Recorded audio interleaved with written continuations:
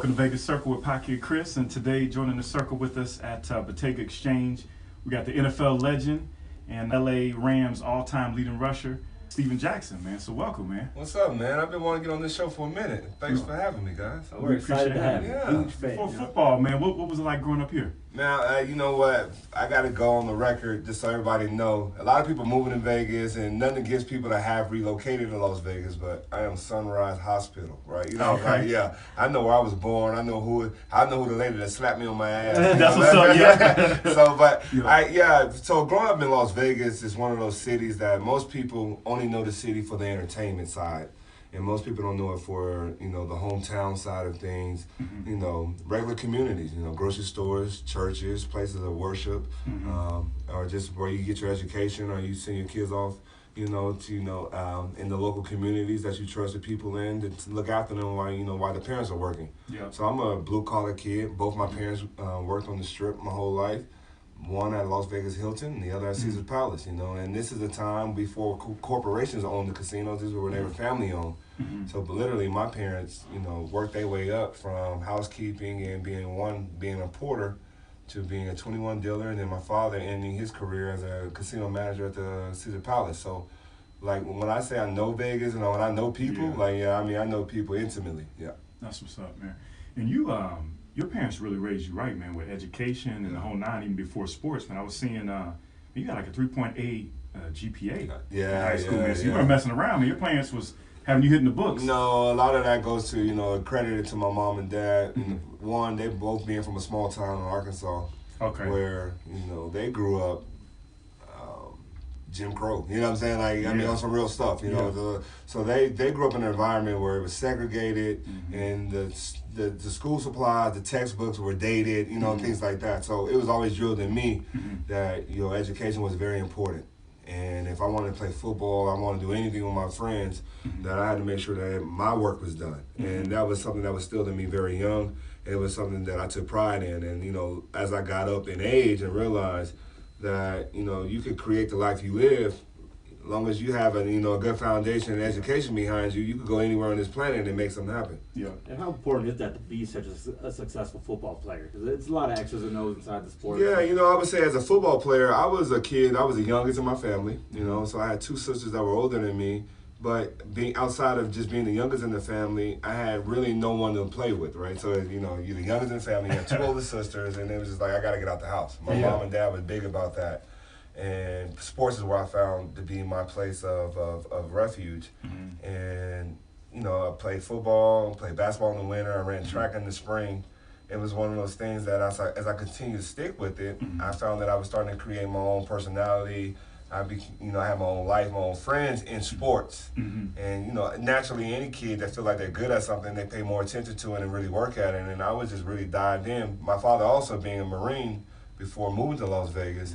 So, early mornings, all I knew was work, and then accountable. All those things that my dad drilled in me, I found in team sports. I was like, oh, okay, all right, I get it, and that's probably why a lot of times, and I know we're going to get into my career, but I know a lot of times people will be like, how did you play for a team that was so bad? And it was just like, I was just raised to just really just do my job. Everything else take care of the rest.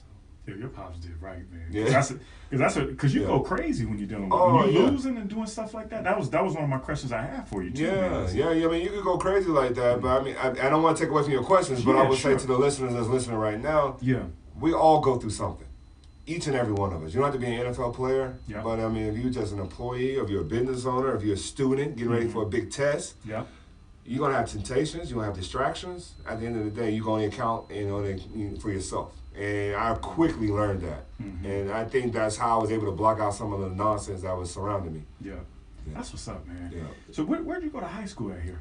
So, for the listeners, this is a difficult question for me to answer. Okay. So for listeners, I went to a vocational school. At the time was named Votech High School. Okay. But at vocational high school, I learned the skill of drafting, and I went on to study architecture in school. Okay. But because I went to a vocational high school, they didn't have a football team. Okay. So I went to the school that I would have been naturally zoned for, which was Eldorado High School, Eldorado Sun Devils. Okay. Yeah. But your background is architecture. Yeah, my background is architecture. That's one the artistic side from me. So if you okay. follow me on Instagram or you see some things that I've done in my past with art, That's where it stems from. Okay, yeah.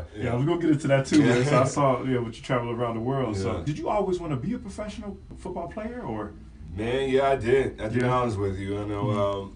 From the time I was like I said, I didn't have many influences outside of my family. So I had an older cousin. His name was PJ, and PJ was a running back at Western High School in town. Okay. And I remember going to his games on Friday nights. Man, he had got offers from all over the country. He ended up going to Arizona State, but I would go to his games, and to me, PJ was an NFL superstar. Like, to me, it was just like everybody wanted to see PJ play, and PJ was just a man. I was just like, yo, I want that in my life. Got you. How do I do that? Got you. Just the swagger, or what? It was the swag. Yeah. It was the, I would be honest with you too. My dad's favorite sport was baseball. Okay. Being from Arkansas, his favorite team was the St. Louis Cardinals. Okay. And he just loved baseball. But for me, it wasn't in my cards. I tried to play baseball, and I was a kid, about 6, 7 years old, at the Boys and Girls Club, and I caught a line drive with my mouth, not the glove. Yeah, exactly. Yeah, and I was just like, I'm straight. I was like, I was done. I'm like, give me a helmet. So, so I would say it was a natural progression. Okay. I always loved sports, and my mom definitely was just making sure, like, it's a 24-hour town, and it wasn't always with me. So they was like, if I got to work these long-hour shifts, we're going to make sure that he's involved in something, and that something was sports. I can imagine, go. Yeah, and the thing that gets me is, Las Vegas is not really known to be a hometown spot. Yeah. But you have all these superstar homegrown talents that come out of here. Yeah. With, you, Steven Jackson, Bryce Harper, all of these people that are not just in the field, but top of their game. Right. Why do you think that is? You know what? I mean, it's a good question. I think I know Bryce a little bit, and I would say the first thing that glares out in my head is that we both have fathers that were driving forces in our lives, right? So I would say that. I don't know everyone. Any father that's out there listening and you have children in your life, please stay involved in their lives, because, I mean, it makes a difference. Then outside of that, I think being from the city and always having people come in, having their own hometown favorites, having their own town favorite athletes. Being a kid from here, you like, yo, the canvas is blank. Why not? Why can't I be somebody's favorite athlete? And I just kind of took that in my head. It was like, there's one or two ways that I saw out. I wanted to go to college. Obviously you want to go to NFL, but if anything, I was like, yo, if I could run fast enough, hard enough to get a free education, sign me up. That's awesome, man. Yeah. One of the things I've got is, like, when you have all these distractions you talked a little bit about, especially growing up here, were you on the strip? Were you dealing with that? Or were you like, man, I'm keeping my butt off? So, I mean, I didn't have my first taste of alcohol until I got to college. I was that kid, right? Okay. So I was that kid. I was a straight arrow when it came to athletics and Gatorade. But I would say on the other side of things, the temptation was there. I was young enough and talented enough that people probably saw the talent before I recognized the talent. Okay. And so I had the big cousin that I mentioned earlier. Yeah. I had family members and I would say even some teammates that knew they wasn't going as far as me. And they were I was blessed, man. It's no other word outside of blessed to say I had people surrounding me like, yo, you have a future. Keep your head on straight. Because everything that's distracting us or things you may want to do in your life, all it is a distraction. It's not going to better your life.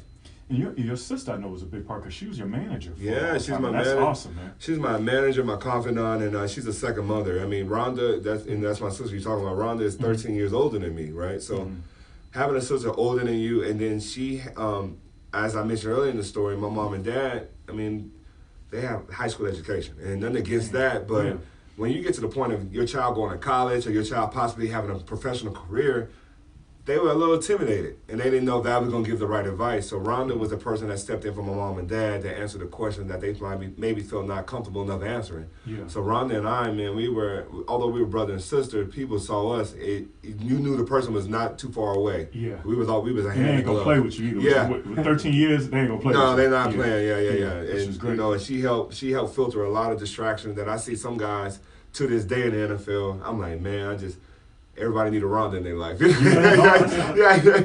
you see it. I mean, like, I've had a few friends play professionally, and it's just keeping that core and keeping the people around you, obviously the people that are in this room with you too, is you could see that and you could feel that energy from the first time I met you, man. You could see that that's what it is, and I'm assuming it's a faith base too. It's a faith base. Yeah. It's a faith base for sure, and I would say the other thing is a lot of people just need a great example, and most people don't have that example in their life. I was just fortunate enough to have multiple examples, but even now when I mentor young guys, I don't try to tell them not to do something, or in the sense of not to do something and you want to go kick it. Sure. Well, just make sure you can get up in the morning. You want to go out and spend something, make sure you have it accounted for. You know what I'm saying? Like those decisions. I'm not here to make a decision for you. I'm just here to guide that decision to give you something to think about. Yeah. And a lot of times people don't have that person to make you stop and think about the purchase or the decision. That's real. Yeah. And with that, you have, you dealt with it. You're grinding through. You're becoming getting to a place where you know you're going to be drafted. What's it like on draft day? Because that seems like a life-altering decision. All of a sudden you're paid and you have all this money. That's a lot. We were actually talking about this a little earlier today. I'm pointing at my college roommate. He's in town visiting, but going into the Las Vegas Bowl, which was my last collegiate game, Oregon State versus New Mexico, or New Mexico State, whichever one it was. We're getting ready to play this team, and I'm like 50-50 if I'm going to go back for my senior year or not. And we're playing the Las Vegas Bowl, and I'm like, wow, like I'm playing in front of my hometown. People haven't seen me play in 3 or 4 years since high school. Yeah. And I'm like, you know what? Oregon State's asking me to hold off on the decision, and I'm like, okay, cool. And then the game plays out, and I score 5 touchdowns in front of the home crowd on ESPN. Right? This is we wasn't a BCS Bowl, so we on ESPN. Nobody else playing this night, and I'm like, yo, I run up 5 touchdowns. I'm like, yo, if you don't win the Heisman or National Championship, there's no other way to go out. You know what I'm saying? So it was a decision that was made on the fly. It was an unbelievable, night for me. But I will say, leading up to the draft day, and what's going to happen is, young people. We all think we're going first round. Yeah. And everybody wants to be the first pick. Yeah. But the actuality of it is, it's not in the cards for everybody. So I would say draft day is a nervous wreck. People are blowing smoke and just saying, you're going to go here, you're going to go there, you're going to have all the X amount of money, da-da-da-da. And when it comes down to that day, it's very nerve-wracking, and you just want it to be over. You don't care who says your name. You just like, at the time, you just want to be at the squad. And at the time, it was Paul Tagliabue was the commissioner, not Roger. And when Paul said my name, although I thought I went a little too late in the draft, in my own opinion, I was just like, let's just go now. I was ready to get on the plane and just show up. Yeah. That's what's up, man. Yeah. Yeah, I know your pops had a lot to do with that, man. I'm seeing it with everything. Yeah. So talk to us a little bit about your mindset on how do you keep your composure and just focused, because I know it's in business now, of course, but is it the architect background of just being lasered in, where when you're going into a game when you're around a crowd, you're not paying it, baiting them with any of the bait? Right. I would say the laser focus probably comes from a mixture of my dad, and then my first year of Pee Wee football here in town. I played for the Las Vegas Buffaloes. Okay. I lost every game. My very first year, 7 years old, and I averaged 5 touchdowns, right? So it's one of those things that I was a dominant force on a losing team. And my dad, that whole season, he was a man that never let me quit. You sign up for something, you got to finish it.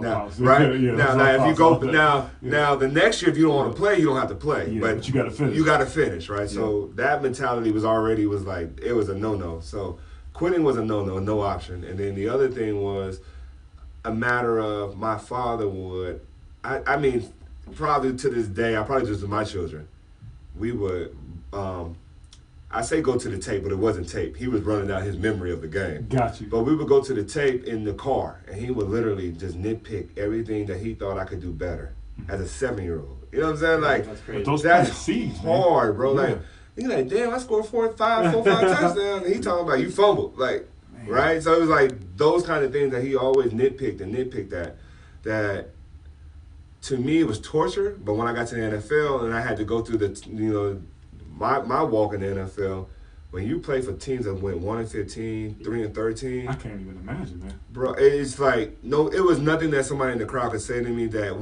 my dad hadn't even prepared me for, right? So you weren't like pissed coming in the locker room, like, well, y'all, you know what I'm saying? Like, how do you? But the one thing that I was smart enough to know that if you became the distraction, everybody pointed the finger at you. Gotcha. So I was always under the impression that if I remained silent, they would figure out what the problem was. That's what's right.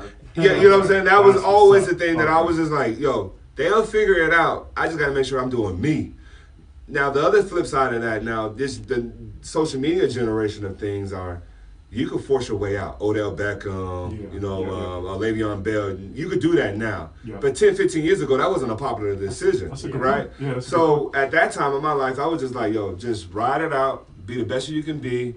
Hopefully, they figure it out. Yeah. And that's kind of probably how I was able to remain sane. Okay. No, I can't even imagine, because I would be heated, man. Stats are key. And that's directly driving your own pocketbook with contracts you're getting. If you're on a tough team, don't you think that affects you in that way too? It doesn't affect your paper. What it will affect, where I'm at now in life, are you a Hall of Famer, right?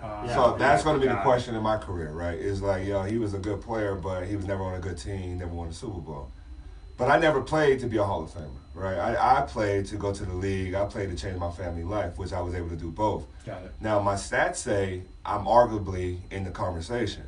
A kid from Las Vegas, Nevada, where a lot of people are not from, we're not Florida, we're not Texas or California. So to even have my name mentioned with Hall of Famers, I'm the man. I'm the man. I don't know how you're not. No, it's going to happen, man. It's got to happen, man. That's some BS, so that's got to happen. So with everything you've been doing, man, so just kind of transition a little bit. I know you played for the Rams, you played for Atlanta, and then the Patriots. I got to ask you about Bill Belichick. Yeah. Any secret that he's taught you? I would say, before I answer that question, the Rams showed me fellowship, family, and it was one of those things that you may have a family member you can't stand, but you ain't gonna let nobody else talk about it, right? That's the Rams for me, right? That's the Rams. Yeah. The Falcons were the team where you surrounded by talent, but nobody lives up to the potential, right? Got it. And when I got to New England, it was a mixture of, you don't have to have the best team on the paper, and you don't have to necessarily, go in with a loser mentality. Like if we lose, we gonna win the fight kind of thing, right? Got it. It was the mentality of that if you do your job and you trust the person next to you to do their job, everything will work itself out. And that was the first time I've been on the squad that everybody was just like, all right, I understand that you could catch. I understand that you could tackle. But that ain't what I asked you to do. You know what I'm saying? Gotcha. And when you have a Hall of Fame coach tell you that, you like, the game is so simple, right? It's so simple, and a lot of teams miss the simple part. Good. Do you think Brady's the GOAT? He is the GOAT. Okay. He's the GOAT. At the position. At the position. He's the GOAT. You have the Jerry Rice, you have the Lawrence Taylors of defense. You have everybody that go to their position. But when you talk about that person that has the ball every play, right? The quarterbacks don't touch the ball every play, hand off or throw. And to have somebody consistently make the decision, the right decision, over and over, that's something to be said. That's unbelievable. Yeah, I know that's a good guy too. So most people they cheat or blah blah blah blah. But I'm like, at the end of the day, he has to make a decision. Nobody thinks about the decision you have to make. Yeah. Right? It's like you open, right? And he consistently does it. Yeah. Love the fact that you're more than an athlete, not just shouting out the LeBron stuff what he's doing, but. Which we need more athletes doing it though, right? No, LeBron is, he's wearing that for us, but we need more of us. Yeah, but I see that in you. You're definitely way more than an athlete with the architect background and everything. What's your main focus and drive right now? Well, I would say my main focus, honestly and wholeheartedly, is for people to realize that athletes are more than just entertainers. There you go. That's the thing, right? It's just like, because I'm on Twitter a lot and I read people comments back to people they don't think will reply. And it's like, if you make a comment about something political, if you make a comment that happened, let's just say local news, we still fathers. You know what I'm saying? We still have our own opinions about how we want things to shake out politically. We have, a lot of us come from backgrounds where we wouldn't have been given a fighting chance. So the moment you have an opinion about something, somebody tell you just be quiet and be an athlete, that's an insult. So instead of being combative in a way, I tell you, I go at things about differently. Yeah. I don't take things on head on because you expect me to do that, and you probably have a rebuttal for that. So I'll do things in a way that I'll get you to sit down and think about it when you don't realize I'm asking you to think. Got it. So when you play chess? I play a lot of chess. Yeah, So I do things in a way that I try to be a positive reflection in the art and as an athlete. Although I'm going away from the sport. Yeah. Most people still recognize me as being a professional athlete. So if I come to you and talk to you about football, I'm not going to talk to you about X and O's. I want to talk to you about ownership, management, putting together a team. Like a lot goes into you just yelling at the TV screen because somebody didn't catch the ball. It's so much more goes into the game more than that. And that's what I was surprised because, to be a professional athlete, you have to be extremely intelligent. To get there, you have to be educated, get through college, right? You have to be understand contract negotiations, business management, wealth management, all of these things. But then to the point, like you mentioned, people just disregard the opinion. Like it's just somebody who's out running the ball. But I can't do that. I wouldn't even understand how to memorize a playbook.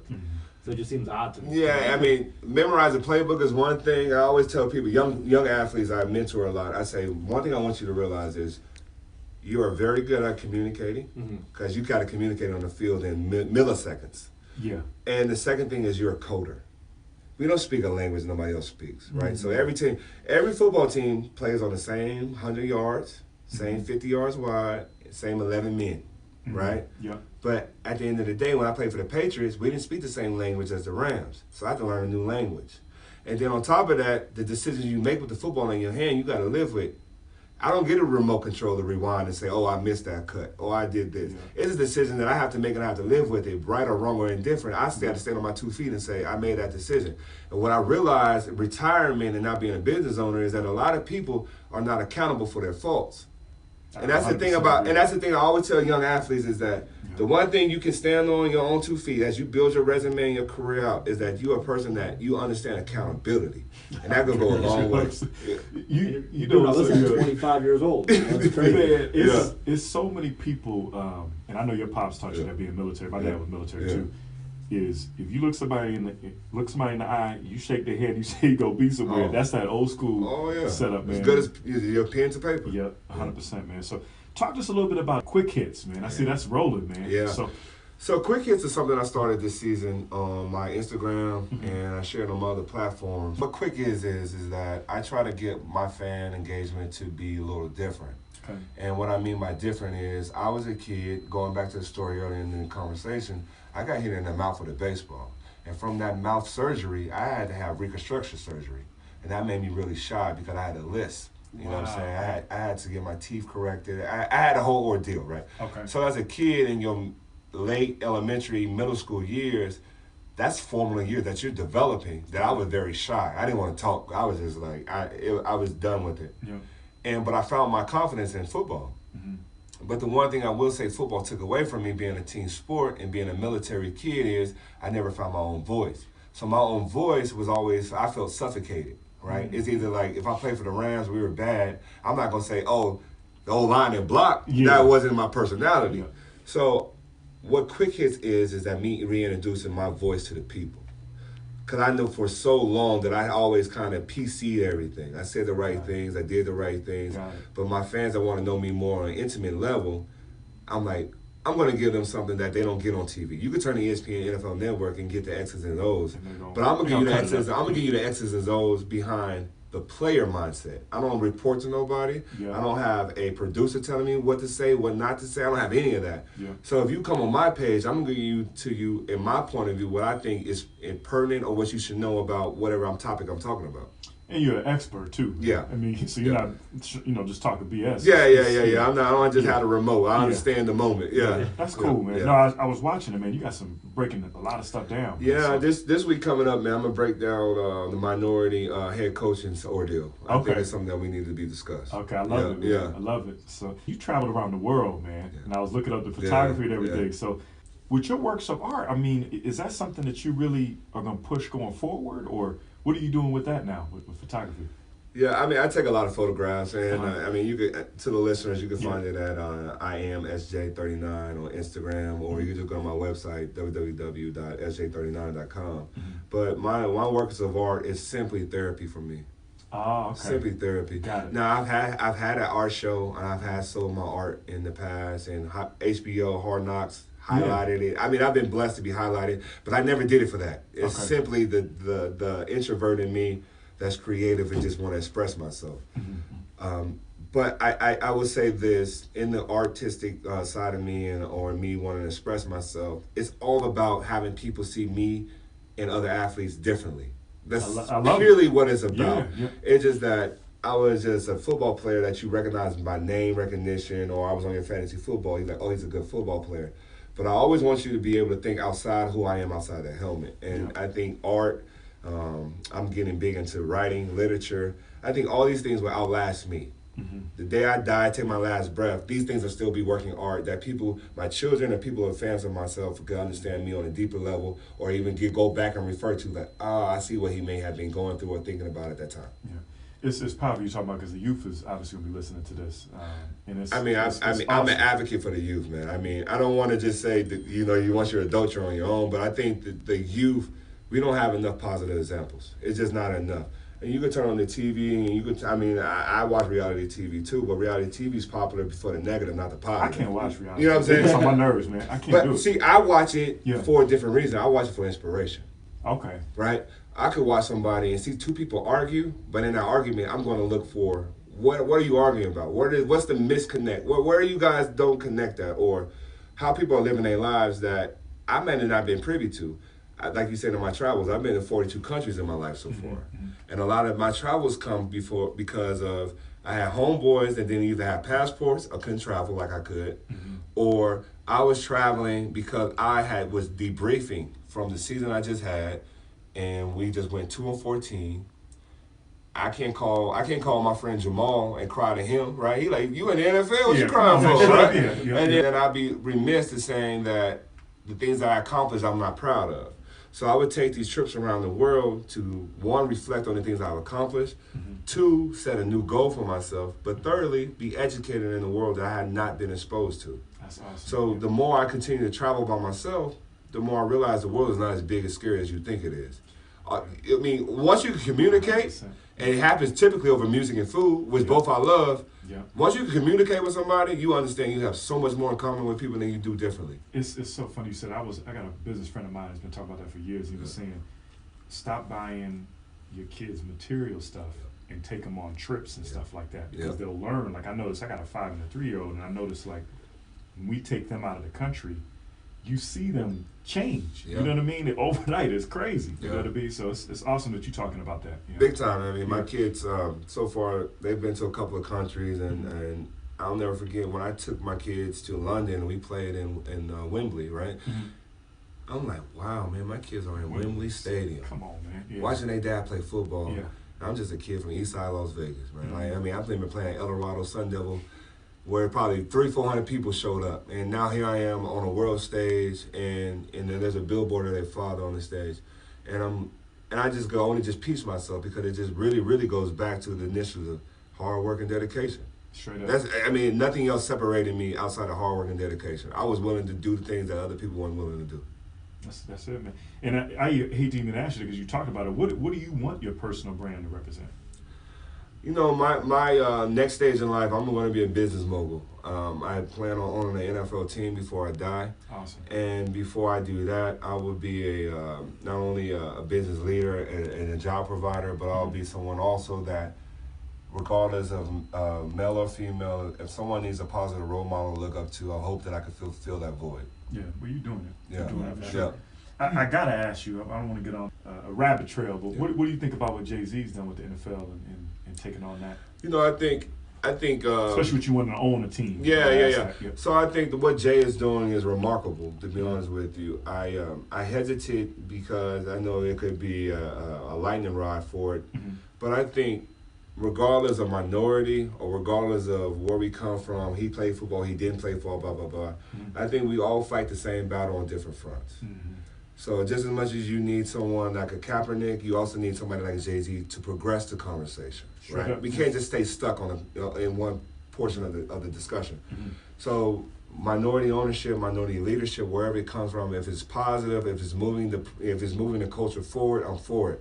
Now, my only thing about that is we just got to make sure that when we lace our pockets, we lacing it back to the people that makes the sport, popular. I didn't play football if it wasn't for Barry Sanders or Walton Payton. And I would think the next generation wouldn't play it probably for Todd Gurley or Saquon Barkley, right? So we all understand that there's a generation before us that paved the way, continue to get back to the future of the sport.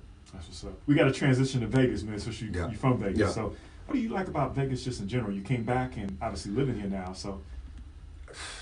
Well, the first thing I would say to anybody moving to Las Vegas, it's a town that's small enough that anybody and everybody's reachable, right? Yeah. Like you and I, we met at a house party, right? Exactly. So that's the one thing I would say. It's a small niche community that everybody's inclusive, and if you're trying to make waves, you can make waves easily.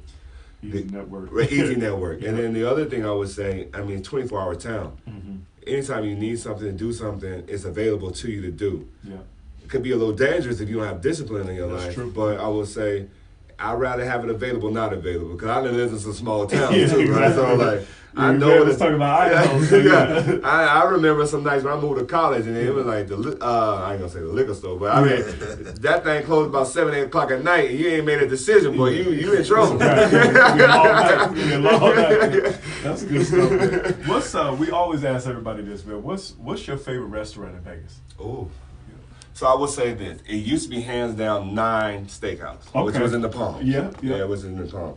Now I think I'm more of a health conscious seafood guy. I think it's probably Milo's and Cosmo. Okay, Milo's good spot. Man, I love some fresh seafood. Yeah, good spot. Yeah, with the lobster. Yeah. I know. That thing just looking at you like, come on back, player. That's a good spot, man. So we ain't had anybody talk about Milo's yet, so they sleeping on that.